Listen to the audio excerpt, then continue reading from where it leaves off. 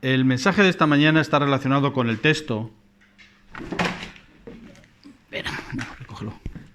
Con el texto que ha leído nuestro hermano Carlos Arias en Lucas, capítulo 7, versículos del 36 al 50.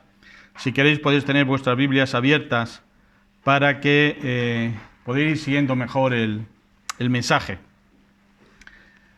Si os acordáis de muchos pasajes de la Biblia, veremos que a Jesús le gustaba comer acompañado, con otras personas. Creo que a la mayoría nos gusta comer acompañados. Comer solo es un poco triste, ¿verdad? Jesús comía con sus discípulos, comía con amigos, comía con recaudadores de impuestos, con pecadores, comía con todos aquellos que en un momento determinado o bien le hacían una invitación o bien cuadraba la situación y comía con ellos. De hecho, Jesús, en lo que conocemos de la Biblia, no rehusó ni una sola invitación que se le hizo a comer. En el texto de Lucas, capítulo 7, versículos 36 al 50, habla de la primera vez que Jesús fue invitado a comer con un fariseo, y las circunstancias que se dieron durante esa comida dan lugar a un mensaje precioso acerca del amor y del perdón. El relato comienza diciendo que uno de los fariseos rogó a Jesús que comiese con él. Y el versículo 40 nos dice que este fariseo se llamaba Simón. La palabra griega que se traduce por rogó tiene un significado de que este fariseo apremió, insistió a Jesús a que aceptara la invitación de que fuera a su casa a comer con él. Es decir, se le hizo una invitación reiterada. Ven, tengo mucho interés en que vengas a mi casa a comer conmigo. ¿Por qué estaba Simón tan ansioso de que Cristo comiera con él? Se han dado varias explicaciones y se ha dicho en primer lugar que a Simón le caía bien Jesús. Sabemos que no todos los fariseos eran enemigos de Jesús. De hecho, hoy tenemos a Nicodemo, que era fariseo y dio la cara por Jesús.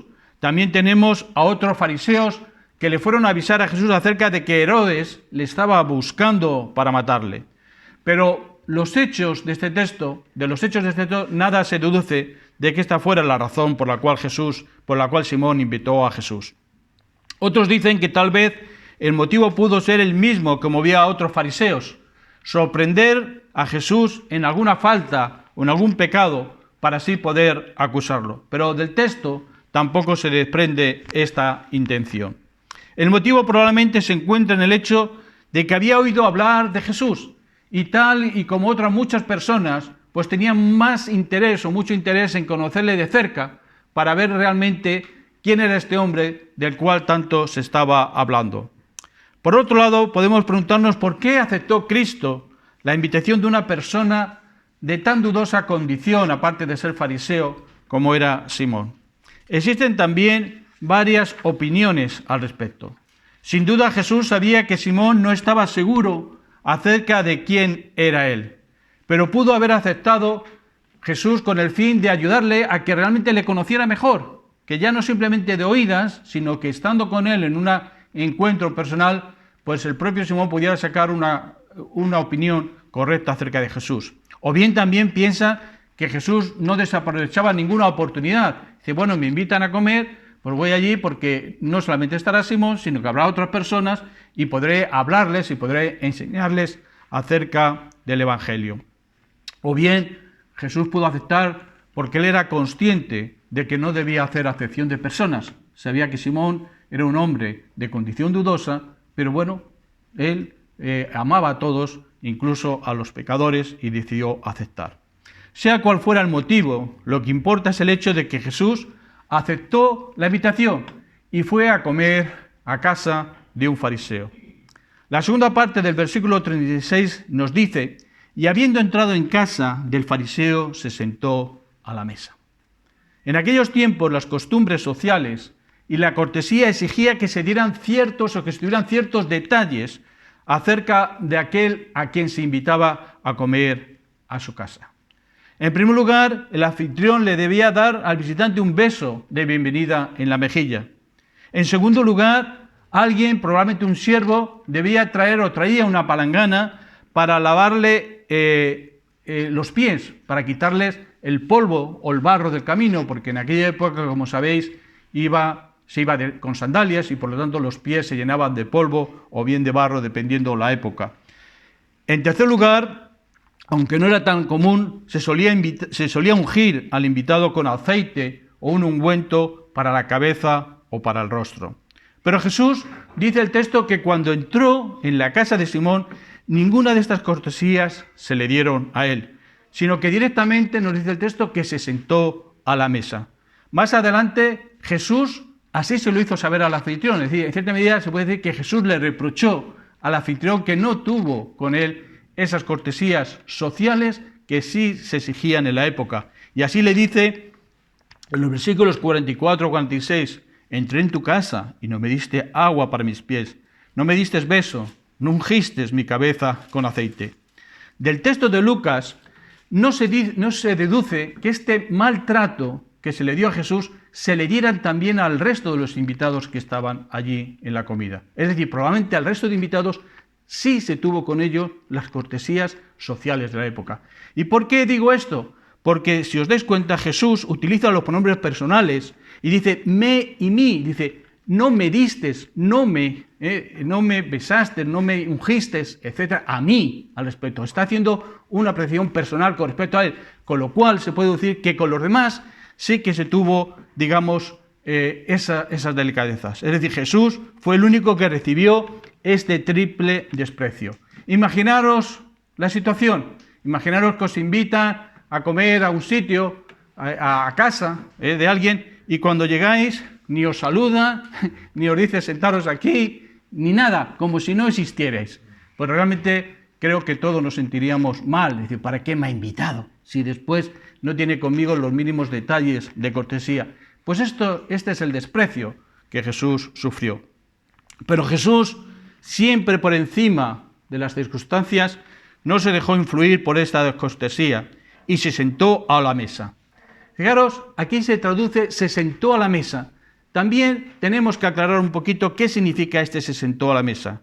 Pues en aquella época la gente para comer no se sentaba, por lo tanto Jesús no cogió una silla y se sentó en la mesa, sino que se recostaba sobre el costado izquierdo, sujetándose con el codo izquierdo, con la cabeza hacia los alimentos y los pies en sentido contrario, y comían con la mano derecha. Imaginamos la cena sentado, reclinado, y la comida en el centro, los pies hacia atrás, y con la mano derecha cogía la comida.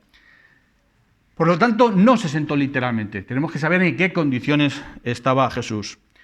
En las comidas estas no había más que hombres. Las mujeres no eran invitadas a este tipo de comidas. Las mujeres, como máximo, lo que se les permitía en las comidas estas era servir la mesa o bien entretener a los hombres, pero no podían estar en las comidas. Entonces, ¿por qué digo esto? Porque nos podemos preguntar, bueno, entonces, ¿qué hacía esta mujer allí? ¿Cómo esta mujer estaba dentro donde estaba celebrándose la comida? Pues muy sencillo. Los banquetes orientales no se caracterizaban por su privacidad, sino que alrededor de ellos había curiosos. Las casas no estaban tan cerradas como se decía, había atrios, había puertas, y muchas de las puertas estaban abiertas y la gente se asomaba para ver lo que pasaba en el interior. E incluso algunos se metían hasta el atrio y veían y observaban pues, la comida, la gente que asistía, con lo cual todo eso luego pues, podían comentarlo. Y también los anfitriones lo permitían porque si era una comida abundante, si había mucha gente importante, pues eso también a ellos les daba caché. Es decir, pues a mi casa han venido estas personas y han podido disfrutar de lo que nosotros tenemos. Por lo tanto, no era raro que los espectadores se introdujeran en el banquete. Sobre todo, como digo, como en este caso, si había gente importante como era Jesús. El alboroto en ellos era algo generalizado. Había mucho jaleo, había mucha gente que se movía, que entraba y que salía. Teniendo presente los anteriores datos, entendemos lo que dice el versículo 37. Dice, entonces una mujer de la ciudad que era pecadora, al saber que Jesús estaba a la mesa en casa del fariseo, trajo un frasco de alabastro con perfume. A esta mujer se la define en este versículo como pecadora. Es decir, esto es una mujer de conducta inmoral. Jesús, más adelante, en el versículo 47, dice que sus pecados eran muchos. Es decir, no que fuera una pecadora ocasional, sino que era una pecadora, digamos, recalcitrante con el tema. No sabemos cuáles eran estos pecados, pero lo cierto es que eran conocidos. Ella era una mujer que tenía mala reputación. Dice el versículo 39, cuando vio esto el fariseo, cuando vio que la mujer se acercaba a Jesús, que le había convidado, dijo, para si este fuera profeta, conocería quién y qué clase de mujer es la que le toca, que es pecadora, afirma este fariseo. Es decir, era conocida como una mujer pecadora.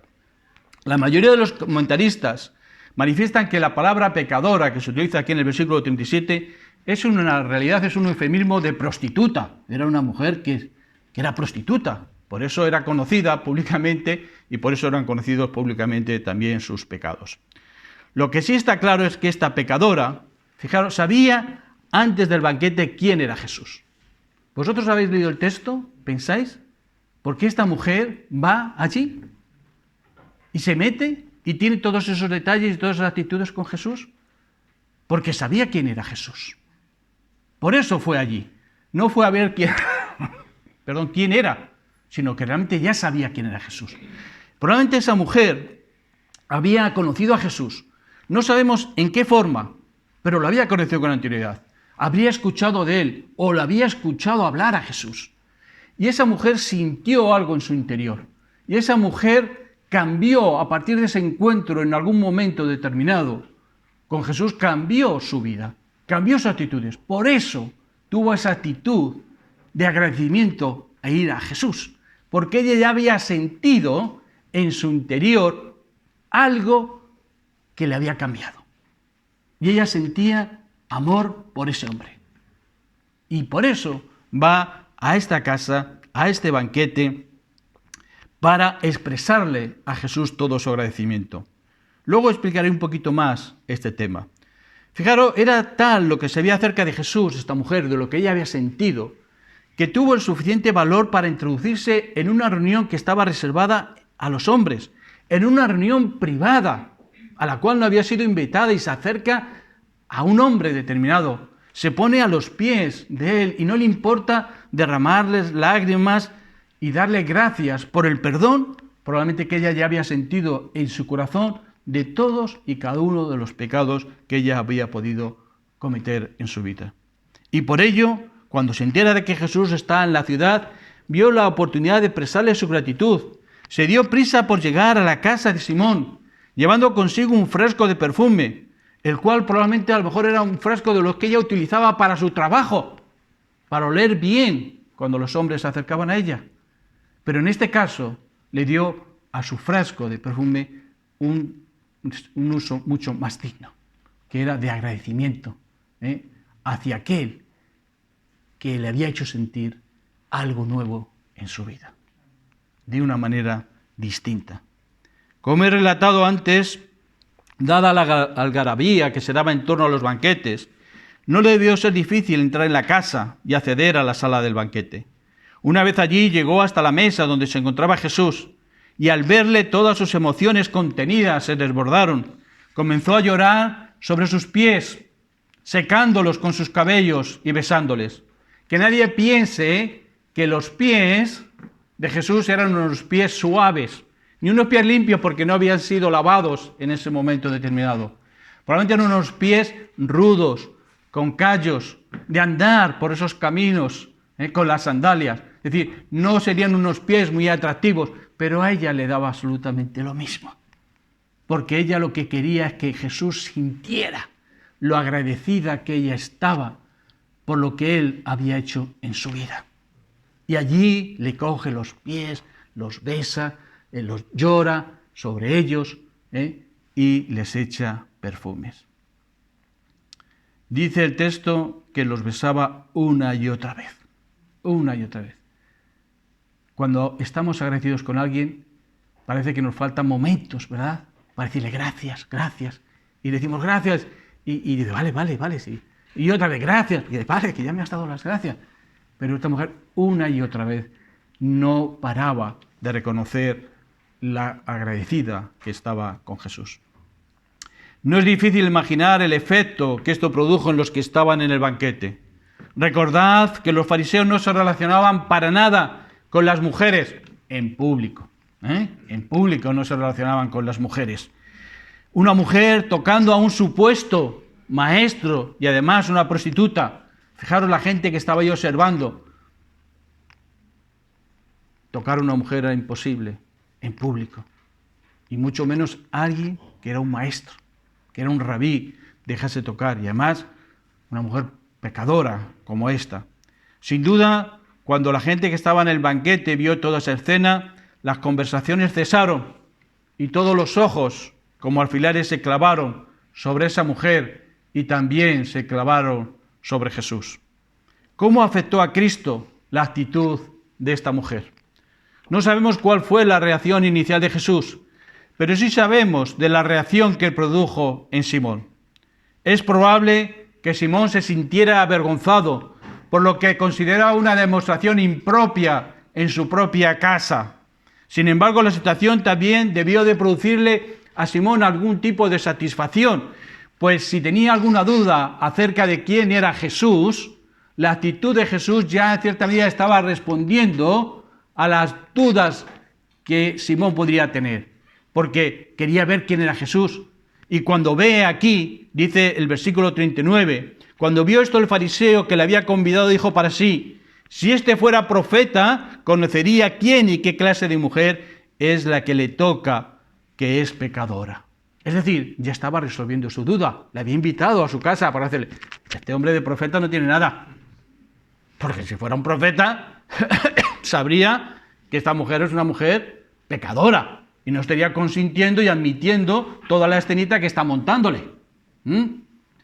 Y también podría pensar, bueno, y tampoco es un buen hombre, porque si es profeta y sabe que es pecadora, está consintiendo que una mujer pecadora le toque, cosa impensable en la religión judía de aquella época. Pero lo que Simón no sabía es que Jesús sí sabía quién era esa mujer y también sabía qué clase de persona era él y estaba a punto de darlo a conocer a todos los que estaban presentes en el banquete. Jesús sabía quién era esa mujer, pero no le importaba. ¿Por qué? Porque pecadores, todos, y arrepentidos, como dice, los quiere el Señor. Pero también sabía quién era Simón. Y así le dijo en el versículo 40, Simón, una cosa tengo que decirte. Di, maestro, le respondió él así, estoy dispuesto a escuchar. Y Jesús le contó un sencillo relato. Un acreedor tenía 2 deudores. El uno le debía 500 denarios y el otro 50. Y no teniendo ellos con qué pagar, perdonó a ambos. Un denario, para que os deis cuenta de lo que suponía, era el salario de un día de un obrero corriente. Por lo tanto, el que debía 50 denarios debía casi 2 meses de salario al acreedor, mientras que el otro le debía todo lo que pudiera ganar en 2 años. Es decir, el que debía 500 denarios debía el sueldo de 500 años. Cristo siguió el relato, preguntando, di pues cuál de ellos le amará más. Dice, ¿quién amará más al acreedor, al que le perdonó? Para que os deis cuenta de lo que supone el perdón de la deuda, tenéis que saber que el no pagar una deuda en aquella época era siempre un asunto muy serio. Muy serio. No era algo que se pasara por alto. No era algo que se consintiera.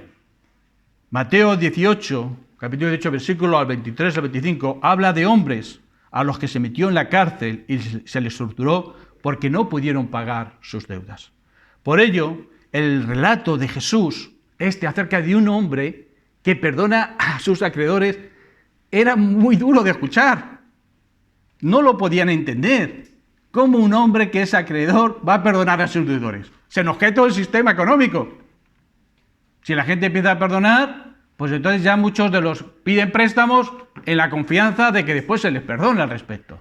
En aquella época, lo que se pensaba o lo que se hacía es que cuando uno no pagaba las deudas, iban y le rompían las piernas, como pasa con las mafias, como mínimo, o te pegaban una paliza bastante fuerte al respecto. Por lo tanto, el relato que está haciendo Jesús es un relato que era inconcebible Dice, eso significaba una magnanimidad fuera de conocimiento en aquella época. Normalmente, como digo, los prestamistas pegan palizas. No se caracterizan por decirle, no te preocupes por lo que me debes, olvídalo. No te preocupes por lo que me debes, olvídalo. Sin embargo, esto fue exactamente lo que hizo el prestamista de la parábola relatada por Jesús. ¿Me debéis? Tranquilos, yo os perdono. Olvidaros, la deuda está cancelada. Por eso, después de que Jesús cuenta esta parábola, le vuelve a preguntar a Simón, di pues cuál de ellos le amará más. Al prestamista que perdonó. Y respondiendo Simón dijo, pienso que aquel a quien perdonó más. Jesús le dijo, rectamente has juzgado. Y volviéndose a la mujer, Cristo, dice, se vuelve a la mujer, pero le habla al fariseo, le dice, ¿ves a esta mujer? Simón pensaría, ¿cómo no voy a verla si me ha echado a perder mi banquete y me ha avergonzado con el espectáculo que ha montado? Sin embargo, en realidad, Simón no lo había visto. Había visto simplemente a una mujer que él conocía como pecadora. Pero ya no estaba viendo quién era realmente esa mujer en este momento determinado. Y vuelto hacia la mujer, pero hablando a Simón, siguió diciéndole Jesús, entré en tu casa y no me diste agua para mis pies, mas ésta ha regado mis pies con lágrimas y los ha enjugado con sus cabellos. No me diste beso, mas ésta desde que entré no ha cesado de besar mis pies. No ungiste mi cabeza con aceite, mas ésta ha ungido con perfume mis pies. Jesús después aplicó la parábola que había contado, por lo cual te digo que sus muchos pecados le son perdonados, porque amó mucho, mas aquel a quien se le perdona poco, poco ama. En esta parábola, la que debía 500 denarios era la mujer pecadora. El que debía 50 denarios era el fariseo. Ninguno de ellos podría pagar su deuda. El prestamista, como todos habréis adivinado, era Jesucristo. Y Jesús, el prestamista, perdonó generosamente a ambos. De acuerdo que una deuda era muy alta y la otra era menos, pero ninguno de los dos podía pagar su deuda. Con esto también tenemos que quedarnos, porque a veces nosotros pensamos que nuestros pecados son menos que los pecados de otros, pero tampoco nosotros podemos pagar por esos pecados pequeñitos que hemos cometido. Por eso es necesario que el prestamista, Cristo, nos perdone a todos. Y lo hizo allí en la cruz. Ahí nos perdonó a todos y a cada uno de nosotros. Es cierto que el fariseo se consideraba 10 veces mejor que la mujer pecadora. ¿Pero verdaderamente lo era? La mujer era culpable de pecados de la carne, mientras que él lo era de los pecados del espíritu. Ella era culpable de pecados de comisión, mientras que él lo era de pecados de omisión. Ella era conocida por un pecado, mientras que el fariseo era culpable de orgullo, de egoísmo, de perjuicio, de hipocresía. Las cantidades de 50 o 500 denarios de la parábola carecen de importancia. Lo importante, como he dicho, es que los dos son deudores. No tenían, dice el versículo 42, con quién pagar. ¿Y nosotros? ¿Cómo nos vemos delante de esta parábola? ¿Cómo nos vemos nosotros? ¿Nos vemos también como deudores? No nos olvidemos que todos y cada uno de nosotros somos pecadores. Y ninguno, como dice Romanos, puede hacer suficientemente buenas obras para pagar la deuda que se ha generado por nuestros pecados. Esto es lo que no tenemos que perder de vista, porque si lo perdemos de vista, entonces, ¿para qué murió Cristo en la cruz? ¿Qué haces aquí? Si te considerabas santo y puro, ¿qué haces? Estás aquí porque no te considerabas santo y puro, un deudor, y reconociste que Jesús, es decir, te había perdonado todos y cada uno de sus pecados. Por lo tanto, nuestra única esperanza para obtener misericordia, sea cual sea el número de nuestros pecados, reside en la misericordia de Cristo. Él, gracias a Dios, nunca mejor dicho, Él tiene una excelente, grande misericordia. Amén. Amén. Qué suerte tenemos de que no nos tiene que juzgar ningún hombre. Qué suerte tenemos. Porque si nos tuvieran que juzgar cualquier hombre, no entraríamos ninguno en el cielo. Gloria a Dios por la obra de Cristo en la cruz. Gracias, gloria, porque Él es nuestro juez. Y sabemos de su infinita misericordia. Nuestros pecados podrán ser, o habrán podido ser, como los de esta mujer pecadora. Muchísimos. Pero Él nos ha perdonado. Él ha visto nuestros corazones y nos ha perdonado.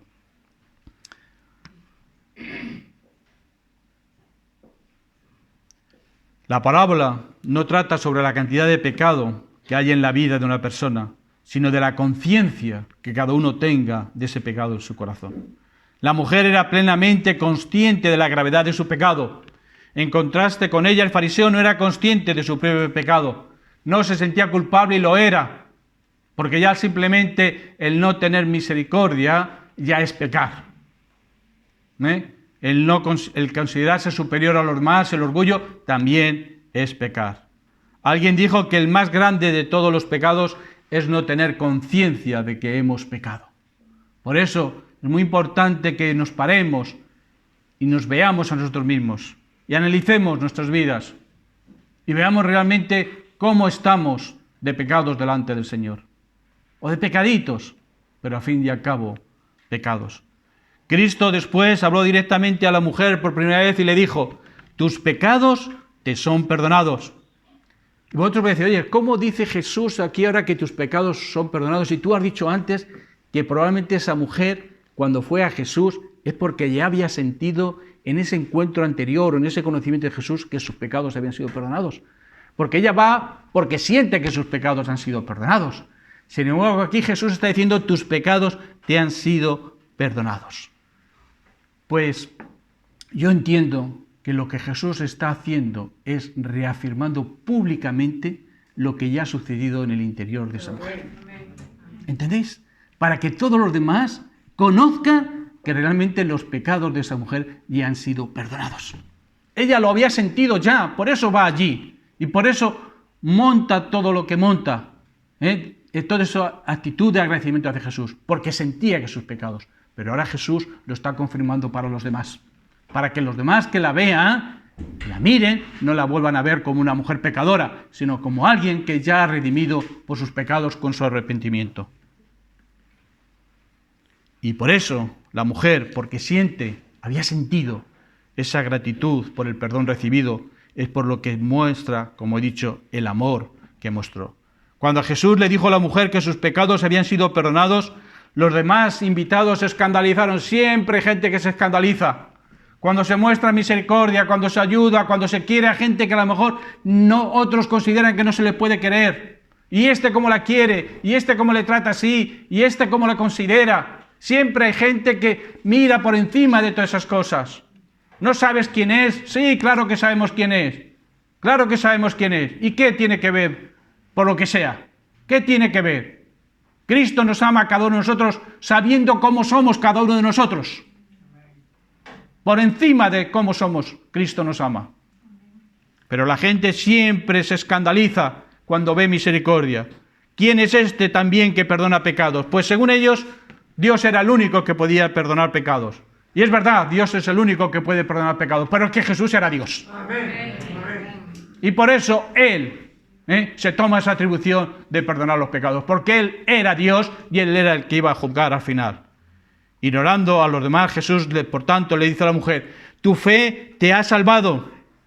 La fe de ella, tu fe te ha salvado. La fe que esa mujer manifestó en creerse todo lo que Jesús dijo y oyó ella cuando tuvo ese primer encuentro con Jesús. La fe le ha salvado, porque se creyó lo que Jesús dijo en ese momento. Y ella lo aceptó y por eso sintió el perdón y por eso se acercó a Jesús en su acto de amor.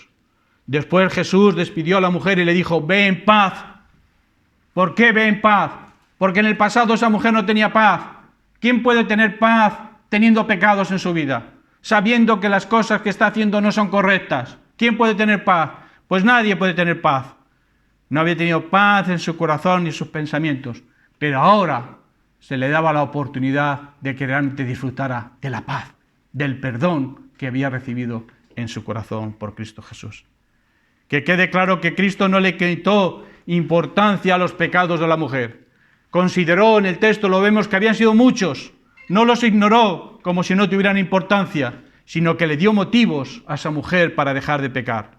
La despedida que le dio incluía la recomendación que en otra ocasión le hizo a otra mujer pecadora. Le dijo, vete y no peques más. Pues uno no se puede ir en paz si va pensando en que va a volver a pecar a la vuelta de la esquina. Tú tienes que ir con tu decisión de que no vas a pecar. Otra cosa que después peques. Pero no puedes ir, pide perdón, te pintaré un cantar la rueda de la existencia, pecar, hacer penitencia y volver a empezar. Gente que dice, bueno, yo me arrepiento, pero a la primera de cambio voy a estar otra vez. No, vete en paz y no peques más. Que vayas, que te vayas, pero con la determinación fuerte de que no vas a volver a pecar. Eso es lo mínimo que te pide el Señor, que tengas esa determinación de que no vas a volver a pecar. ¿La reprensión de Jesús produjo algún efecto en Simón? ¿Llevó a la mujer a una vida distinta a partir de aquel momento? Del texto no se desprende nada absolutamente de esto. Pero la Biblia no es un libro que se escribió para satisfacer nuestras curiosidades, para saber qué fue de la vida del uno o del otro, sino que se escribió para que cada uno de nosotros escudriñemos nuestro corazón delante de Dios. Para eso se escribió la Biblia, para que veamos cómo estamos cada uno delante de Dios. Por ello, cada uno de nosotros deberíamos hacernos las siguientes preguntas. ¿Soy consciente de que soy un pecador y de la gravedad de mi pecado? ¿Soy consciente de que mis pecados son perdonados en Cristo Jesús? ¿Soy consciente de lo mucho que se me ha perdonado? ¿Eres consciente de lo mucho que se te ha perdonado? Y si lo eres, ¿has expresado todo tu amor por aquel por el cual has sido perdonado? Porque muchos de nosotros consideramos que Cristo ha hecho lo que debía y por lo tanto no le tenemos ningún agradecimiento. Y no le demostramos amor, resignación, entrega, respeto. No, vivimos nuestras vidas como si hubiera sido algo que Cristo tenía obligación de hacer. Como si Él tuviera obligación de morir en la cruz por cada uno de nosotros. Si tú te sientes que realmente el Señor te ha perdonado, tendrás que mostrarle el agradecimiento por ese perdón que te ha dado. Porque gracias a ese perdón te vas a evitar ir al infierno. Fijaros. Por lo tanto, es un motivo de estar agradecidos y de expresarle el amor a Dios. Al principio de este mensaje dije que Jesús, hasta lo que sabemos, nunca rechazó una invitación a comer. Y esto me recuerda a la maravillosa invitación que Cristo nos hace a todos en Apocalipsis capítulo 3, versículo 20. He aquí, yo estoy a la puerta y llamo. Si alguno oye mi voz y abre la puerta, entraré a él y cenaré con él y él conmigo. Jesús desea cenar con todos. Y él mismo se invita. Dice, yo estoy a la puerta y llamo. Te estoy llamando. Si la abres, amén, yo quiero entrar a cenar contigo. Yo voy a aceptar la invitación de entrar en tu corazón. Yo no sé si en esta mañana hay alguien aquí que todavía no lo haya hecho, que no haya abierto la puerta de su corazón y haya invitado a Jesús a que entre a tomar el control de su vida. Si no lo ha hecho, no sé a qué esperará. Pero Cristo está deseando que lo hagas. Cristo está deseando que abras la puerta de tu corazón para entrar en tu vida. Si ya eres cristiano y no te encuentras en el nivel adecuado de comunión que debes de tener con Dios, ¿por qué no aprovechas este momento para entrar, para invitarle de nuevo a que Jesús entre en tu vida por medio del arrepentimiento? Aprovecha esta mañana, ponte a bien con Dios. Pero si le dices, Señor, entra, déjale el puesto principal de tu vida, de tu casa, de tu corazón. Que Él sea el que verdaderamente lo dirija. ¿Para qué?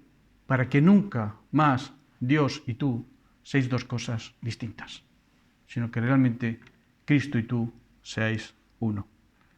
Para terminar, te diré que si consideras, porque siempre puede haber personas así, que tu relación con Dios es buena y que tu vida en verdad está bajo su soberanía, pero nunca le has expresado gratitud por lo que Jesús ha hecho por ti, si nunca has derramado lágrimas de amor por su muerte en la cruz en tu lugar, por el mucho perdón que has recibido, es un buen momento que también hoy tomes esa decisión de agradecérselo al Señor. Señor, gracias por lo que has hecho. Gracias porque hasta aquí me he mantenido. Gracias porque entraste en mi vida, te dejé gobernarla y gracias a ello mi vida ha cambiado. Dice 2 Corintios capítulo 6, versículo 2, porque Él, dice en las Escrituras, Cristo dice, es el momento oportuno, en el momento oportuno, te escuché, en el día de la salvación te ayudé. Y ahora es el momento oportuno. En el momento oportuno Cristo nos escuchó y nos ayudó y nos dio la salvación. Es el momento oportuno ¿de qué? De reconocerle una vez más como el Señor de nuestras vidas y darle las gracias por el perdón y por el amor que hemos recibido. Que el Señor os bendiga.